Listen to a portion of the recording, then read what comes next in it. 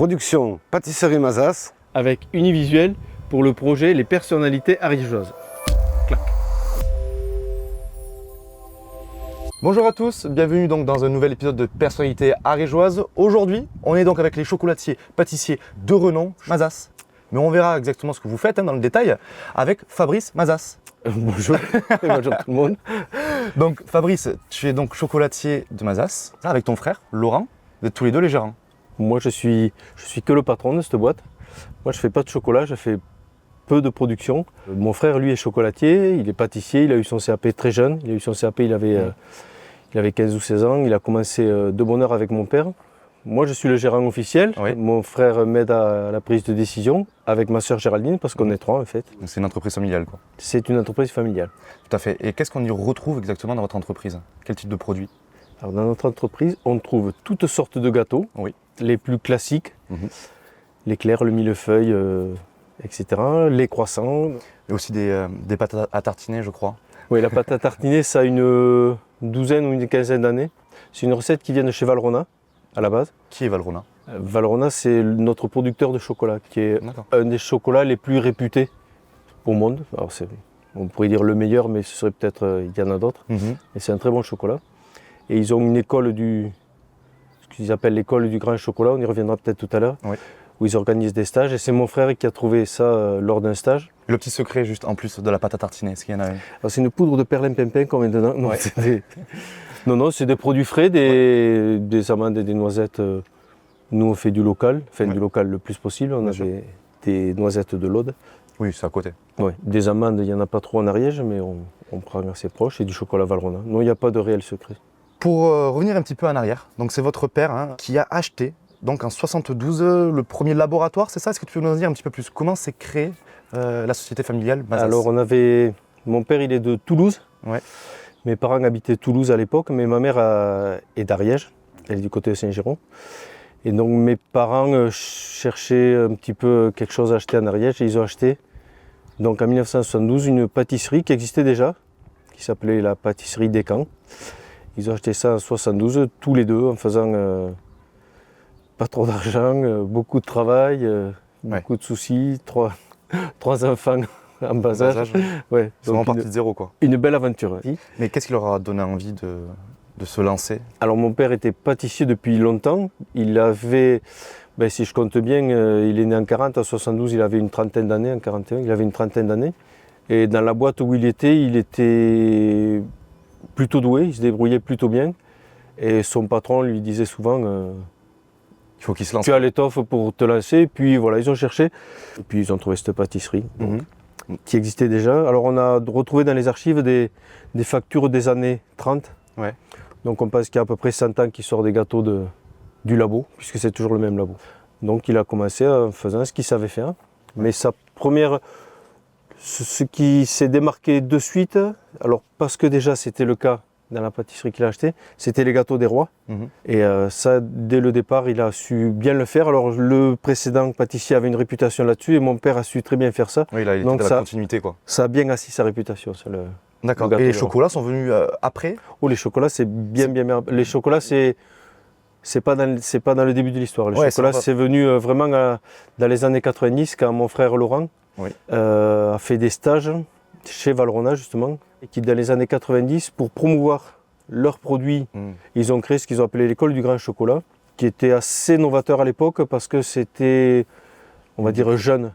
C'est-à-dire, jusque-là, l'image de la pâtisserie, c'était un peu poussiéreux avec la toque un peu comme ça, le cadre un peu strict, voilà, oui, militaire, chef, avec le tablier qui doit être comme ça. Bon, il y avait tout un tas de conventions. Ouais. Et Valrhona, ils ont fait un truc beaucoup plus décontracté, Plus moderne, un peu quoi, moderne, où il y avait plus de couleurs, voilà, c'était plus décontracté. D'accord. Et mon frère a été un des premiers à faire un stage chez eux. Et il a fait en moyenne au moins un stage par an, depuis que ça existe. Donc ça doit faire 24 ou 25 ans que ça existe. Et il a dû faire un peu plus d'une vingtaine de stages. D'accord.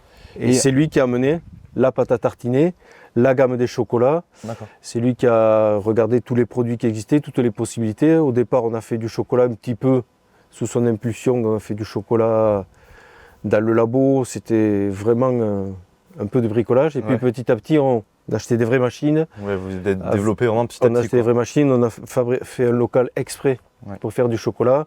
C'est ce qui a pris vraiment de l'ampleur et qui a fait aussi notre notoriété. D'accord, donc votre père a acheté en 72, Oui. Vous avez repris en quelle année? Alors mon frère a travaillé très tôt avec lui, à partir de 13 ou 14 ans, il a commencé à bosser. Moi je suis arrivé un peu par défaut, j'ai fait tout ce qui était relationnel, tout ce qui était travail avec la banque, avec les institutions, avec les impôts, etc.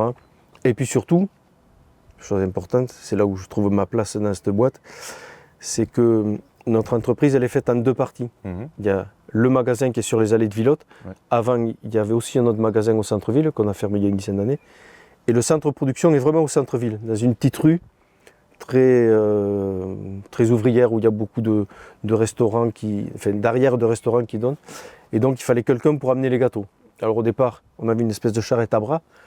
Vraiment comme dans les films, un truc... dans les rues, vous vous trimballez avec toute la marchandise pour aller jusqu'à la boutique. Voilà, on amenait ça à la boutique, il fallait le caler contre le trottoir. Mais les petits pavés, ça ne devait pas être évident, j'imagine. Il n'y avait pas les pavés à l'époque, c'était goudronné. Les pavés, ça a une vingtaine d'années. Ah ok, très bien. Au départ, c'était avec cette fameuse charrette à bras. Et puis la production, le travail, etc. a fait que ça nécessitait une voiture. Et c'est là où mon frère, lui, ça lui plaisait pas trop, puis il se consacrait surtout à la création. Mon père, lui, il était au four, et donc il fallait un livreur. Il y en a eu plusieurs, mais moi, ça s'est imposé assez évident. Et donc ça fait 40 ans que je transporte des gâteaux. Ta sœur? Elle a longtemps travaillé à la boutique, pendant très longtemps, elle était vendeuse. Il y avait un cruel manque dans la boîte d'une personne qui fasse tout ce qui est... packaging, c'est-à-dire choisir les emballages pour les produits. D'accord. Parce que les chocolats c'est des petits carrés comme ça, qui font 2 ou 4 grammes. Et on en fait des centaines et des milliers, il faut les mettre dans des boîtes. Donc ma sœur s'est occupée de mettre les chocolats dans des boîtes, de choisir les boîtes, de choisir les nœuds qui vont avec. Et puis elle gère aussi avec une autre fille, là, avec Cécile, qui est là depuis pas très longtemps avec elle, depuis quelques années. Elle gère aussi tout ce qui est l'étiquetage. On parlera juste après de comment on fabrique le chocolat, de quelle est la production du chocolat. Mais avant cela, vous êtes combien aujourd'hui dans la boîte? Alors aujourd'hui, aujourd'hui précisément, on est 24 à bosser. Vous rencontrez des difficultés malgré tout, en interne, je veux dire peut-être pour recruter, pour trouver des pâtissiers, des chocolatiers? Bon, on a les problèmes qu'on entend partout, tous les jours actuellement. C'est un métier qui plaît beaucoup parce qu'il est à la mode, on le voit à la télé. Pas mal. C'est un métier de création, c'est un métier un peu de prestige, mais c'est un métier qui est exigeant. Et c'est un métier qui est ingrat surtout au début. D'accord. Tant qu'on ne s'est pas fait un nom, quand on est apprenti ou ouvrier, c'est un métier où il faut vraiment... faire ses preuves, j'imagine beaucoup d'heures, beaucoup travailler. Alors beaucoup travailler, moins qu'avant, parce qu'on est à peu près dans le cadre, donc on respecte les heures et les horaires. Mais c'est un métier où, par exemple, on n'a qu'un jour de repos par semaine. Comment ça se fait? C'est propre à votre métier, ça? Le fait que vous ayez qu'un jour de repos par semaine? Il n'y a plus beaucoup de métiers où il n'y a qu'un seul jour de repos par semaine. C'est vrai? C'est assez étonnant, mais c'est comme ça. Donc ça, c'est un premier point. C'est un métier où on travaille les jours fériés, où on travaille les samedis, les dimanches. C'est pas revalorisé en plus, le samedi et le dimanche. D'accord, donc c'est pas compté double? Non. Et les jours fériés non plus? Si, les jours fériés, c'est les seuls. C'est les seuls, parce que vous travaillez forcément les jours fériés, j'imagine qu'il y a une On travaille tous les jours fériés, on travaille surtout le dimanche. J'ai une surprise pour toi, un petit cadeau, c'est quelque chose qu'on offre à tous nos invités. J'adore les surprises. T'adores les surprises, dingue. Elle est un peu particulière celle-ci, par rapport aux autres, je te laisse l'ouvrir. C'est une liasse de billets. N'exagérons pas non plus. Alors Elodie Vert, elle a une société donc sur Saverdun qui s'appelle Ma Carte Connectée et on offre d'habitude c'est très joli. Des cartes connectées ou des porte-clés connectés. Mais là il se trouve que c'est un chevalet. C'est marrant. Non connecté. Mais du coup tu vas peut-être pouvoir le poser sur le comptoir où tu veux. C'est quoi le concept? Le code barre, ça renvoie... Tout simplement avec un QR code, tu viens scanner. Donc le QR code avec un téléphone, tu viens scanner donc le QR code et tu apparais sur une page internet qui était dédiée, fabriquée, qui est en relation avec Ma Carte Connectée. Et donc dessus, puis il veut retrouver plein de choses, plein de liens que tu peux personnaliser. C'est le début de la notoriété numérique. Alors, grâce à ce produit, c'est le début, c'est ma naissance numérique, enfin la naissance numérique de la pâtisserie, sur laquelle il y aura plein de liens, mais il y aura des trucs de dingue. Exactement. Et d'ailleurs, merci. On peut goûter des trucs de dingue? Ah ben, avec plaisir. Avec plaisir, c'est fait pour, c'est pas fait pour te regarder. Il y a... Ils ont l'air bons, hein? J'espère qu'ils le sont. Tiens, vas-y, serre-toi. Bon, ils sont évidemment excellents. Hein. Bon, puisque tu manges, moi je bois. On n'a pas tendance à prendre du poids quand on travaille dans une pâtisserie. C'est pour ça, tu vois, que par exemple, là, je me retiens. C'est pas que je les aime pas, c'est pas que j'en veux pas, c'est que pendant longtemps... On a tendance à manger, à tout goûter. Alors en plus, le matin, tu es au milieu des odeurs, des croissants, des gâteaux. Donc tu commences à goûter un truc parce que tu veux vérifier que c'est bon. Puis après, tu manges les chutes de millefeuilles parce que voilà, c'est l'heure du café, tu en prends. Et puis en passant à la pâtisserie, il y a un gâteau qui est un peu abîmé, tu te dis, bon, on n'a pas l'occasion de le goûter. On va le manger, quoi. Voilà. Donc il faut faire un petit peu attention. Bien sûr. Parlons du chocolat. Quelle est la chaîne de fabrication du chocolat? Comment on fabrique le chocolat chez Mazas? Chez Mazas, je pense qu'on fabrique le chocolat comme ailleurs. Ouais. Alors quand on dit le chocolat, c'est un terme un peu générique. Dans le chocolat, il y a plusieurs choses. Il y a des choses comme ça, par exemple. Ça, c'est un moule qu'ont fait faire mon frère et ma soeur, qui représente le château de Foix. Le chocolat, ça peut être aussi les tablettes. Après, quand on dit chocolat, c'est surtout les bonbons de chocolat. Ça, donc les petits carrés, Voilà, c'est les petits carrés. Comment tu t'appelles, les bonbons de chocolat? On appelle ça des bonbons de chocolat. D'accord. Donc ça, c'est le gros boulot. C'est-à-dire, on fabrique par exemple des pralinés. D'accord. Donc c'est sous forme de plaques 40 cm sur 60 cm. Où on fait d'abord le praliné, on l'étale dessus. Après, on le découpe avec ce qu'on appelle une guitare, un instrument avec des cordes d'acier, dans un sens et dans l'autre. Et ce qui fait les petits carrés. Voilà, on choisit des carrés de telle taille. Mais vous partez déjà de chocolat déjà pris, vous partez pas de la fève de cacao? Non, il n'y a personne qui part de la fève de cacao. Oh, je vois. Il n'y a que les usines qui peuvent le faire. Parce que c'est des trucs, il faut des appareils très très grands, très puissants. Oui. C'est des rouleaux énormes. Oui, donc ce serait trop compliqué de partir de la fève. Il faudrait des infrastructures que tu ne vas pas te permettre d'avoir. C'est un autre métier. Oui, voilà, c'est un autre métier. C'est un autre métier. C'est pas un métier de pâtissier. Pour toi, c'est quoi le secret d'un chocolat réussi? Le secret d'un chocolat réussi, c'est un chocolat qui te plaît. Donc, il y a bien forcément des gammes, des qualités de chocolat. Et comment on va différencier un chocolat de meilleure qualité que d'autres? Alors déjà, il y a l'approvisionnement. Valrhona fait partie des grands et des très bons producteurs de chocolat. Il y en a quelques autres, et il doit y avoir une bonne dizaine de chocolats. Ce qui nous différencie par exemple du chocolat industriel, c'est qu'il y a moins de mauvais gras, il n'y a pas de rajout d'huile ou etc. Ou du sucre, j'imagine. Voilà. Si, ça on peut en mettre, mais... Et après, ce qui fait qu'il est bon, ça dépend des modes, des tendances. En quoi tu penses que tes chocolats, tes viennoiseries, tes pâtisseries se distinguent des autres? Alors, en quoi ils se distinguent? Ça, c'est une bonne question.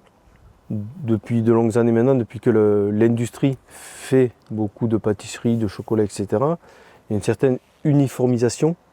Alors ça ne veut pas dire que c'est pas bon, ça veut dire que ça a tendance à avoir des goûts qui sont à la fois standardisés, un peu pareils. Et donc le pâtissier, lui, se distingue en créant des goûts un petit peu différents. Ouais. C'est pas forcément meilleur. Alors, moi je pense que oui, mais c'est pas du ils vont essayer d'offrir une gamme différente, de la variété, des spécialités peut-être. Un peu plus de qualité en choisissant des produits plus nobles, plus locaux, etc. Aujourd'hui, pourquoi le chocolat, c'est cher? Et de plus en plus cher, parce qu'on le voit. Le chocolat est cher, mais pour faire simple, la demande d'un chocolat a vraiment augmenté. L'Asie, la Chine mangent beaucoup de chocolat, alors qu'avant, ce n'étaient pas des consommateurs de chocolat. Il y a une maladie sur les cacaoyers qui fait qu'il y a moins de production, donc la production baisse légèrement. Et là, l'année dernière, il a pris 45%. C'est lié à quoi ça? Au conflit qu'on peut voir dans le monde, la situation géopolitique actuelle? Oui, certainement, il y a plein de choses. Je connais pas les gens qui spéculent ni pourquoi, mais je sais que sur la facture, ça fait 45% en plus à l'achat. D'accord. Qu'est-ce que tu préfères dans ton métier? Moi, ce que j'ai vraiment aimé dans ce métier, c'est travailler en équipe. J'aurais pas pu travailler seul. Parce que de tout temps, on a eu... Alors, il y a eu des gens bien, des gens moins bien, des gens avec qui on s'entend ou on ne s'entend pas, mais il y a toujours eu quand même un noyau de gens qui avaient vraiment envie de travailler ensemble. Et ça, c'est agréable. Ouais. C'est agréable parce que quand tu arrives le matin, quand tu as une équipe de, je sais pas, on doit être une douzaine de pâtissiers, quand tu as 12 pâtissiers, si tu en as un qui n'est pas là parce qu'il est malade, parce que son gosse, etc., il a des problèmes, il n'est pas là, du coup, tu te serres les coudes pour faire son métier, et lui, le lendemain, il fera pareil. Ouais. Et moi, j'aime beaucoup ce côté. L'esprit d'équipe, la cohésion. Ouais, moi, j'adore ça. J'aime beaucoup ce côté-là. Bon, parfait. Bien. Merci. Merci, Léo. On se retrouve du coup avec Laurent, donc le frère de Fabrice. Salut Laurent. Salut Léo. Comment ça va? Super. Ça va, donc on l'a dit, tu es plus l'artiste en fait de la famille. c'est plus toi qui es dans la création des gâteaux, de la pâtisserie, ce genre de choses.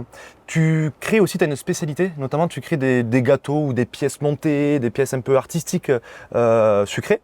Est-ce que tu peux nous en dire un peu plus? Comment on crée une création? Qu'est-ce qu'on y fait? Alors déjà, ça dépend du budget aussi.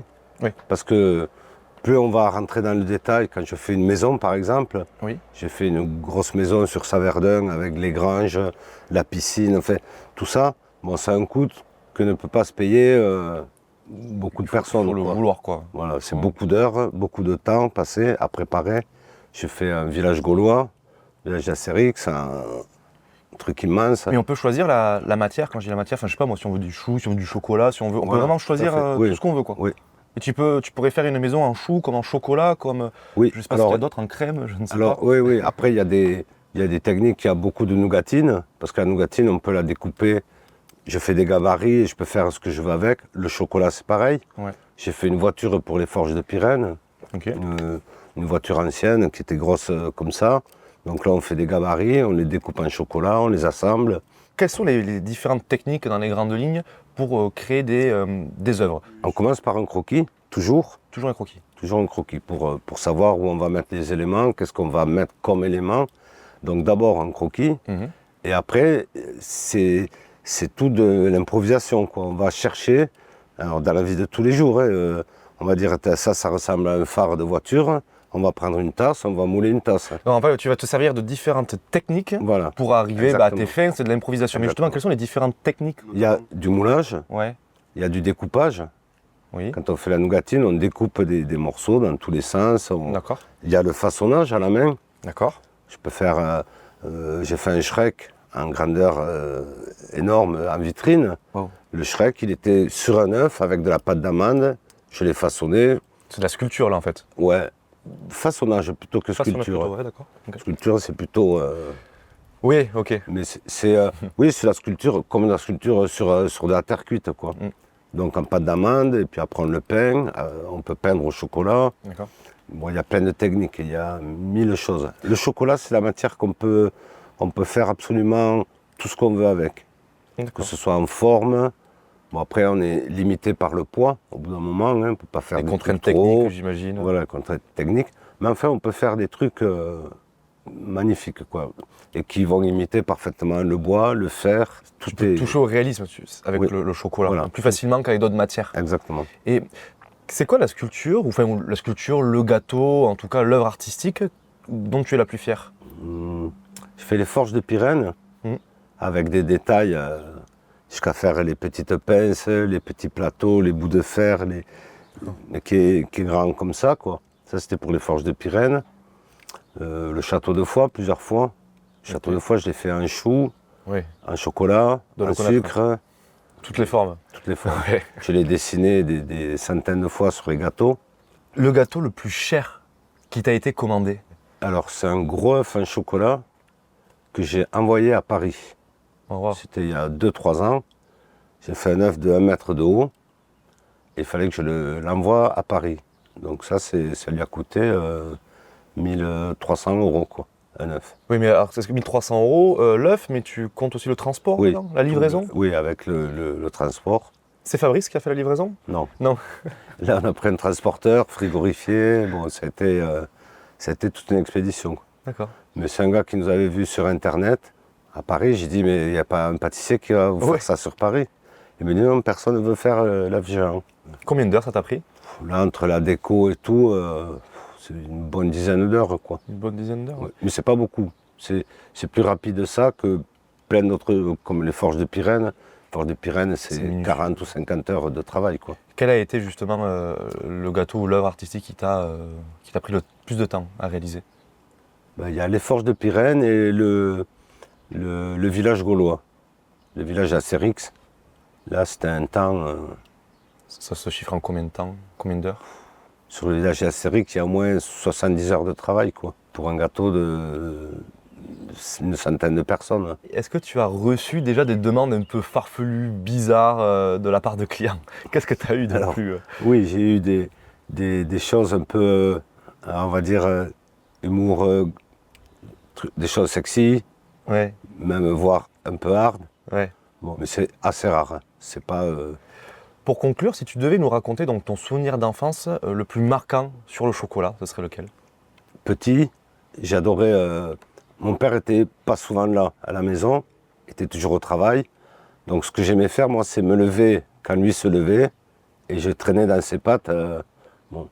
Et vers 10-12 ans, allez, peut-être 12-14 ans, il m'a laissé faire du chocolat tout seul. C'est-à-dire tremper des bonbons tout seul, quoi. D'accord. Et là, ça m'est venu, c'était clair que j'allais faire ça, quoi. Ah, t'as eu le déclic très jeune. Ouais, ah oui. En fait, c'était pour être avec mon père, quand même. Ouais. Au départ, on ne le voyait pas, quoi. Nous, on ne le voyait jamais dans la journée, il était toujours au travail. Donc, le seul truc pour le voir, c'était ça, quoi. C'est-à-dire aller travailler avec lui. Et un jour, quand il m'a laissé faire tout seul ce que lui passait des après-midi à faire, un jour, il m'a dit, je te laisse. Et j'ai fait tout l'après-midi mes chocolats. Il est arrivé, c'était bien. Enfin, bien. À l'époque, ça lui allait comme... et du coup, moi, ça m'a vraiment motivé. Et puis, je me suis dit, c'est ce que je veux faire, quoi. Et puis, les chocolats, c'est vraiment un amour, quoi. C'est un truc... que tu fais avec passion. Ouais, avec beaucoup de passion, quoi. Que ce soit les goûts, soit les formes, les travailler. C'est un produit qui est hyper agréable, quoi. C'est un produit noble aussi. Très noble. Et ça me fait penser à un menuisier, à un ébéniste. C'est des gens qui aiment leur métier, qui aiment le bois, qui aiment travailler. Le chocolat, c'est pareil. Pour conclure tout ça, qu'est-ce que toi tu préfères, Laurent, dans ton métier? La création. J'ai beaucoup aimé ça. Bon, maintenant un peu moins, c'est parce que je suis pas loin de la retraite et j'ai une autre passion qui est la moto. Donc, mais après, la création, c'est ce qui m'a le plus motivé, quoi. D'accord. La création, le dessin, beaucoup de dessins. Pour conclure la vidéo, est-ce que tu aurais quelque chose à rajouter? Pas grand-chose. Si, allez, vive le chocolat et continuer à manger du chocolat, quoi. Ouais, c'est important. Du bon chocolat. Merci. Merci pour ta présence. Avec Merci plaisir. à Fabrice aussi également, qui est juste à côté, hein, qui fait les 100 pas derrière la caméra. Je vous ai à l'œil. Qui nous a à l'œil, il dit. Merci à vous donc d'avoir suivi cet épisode. On se retrouve semaine prochaine pour un nouvel épisode. N'hésitez pas à mettre un petit like, un commentaire, à nous suivre sur les réseaux. Vous êtes de plus en plus nombreux. Et on se dit donc à la semaine prochaine.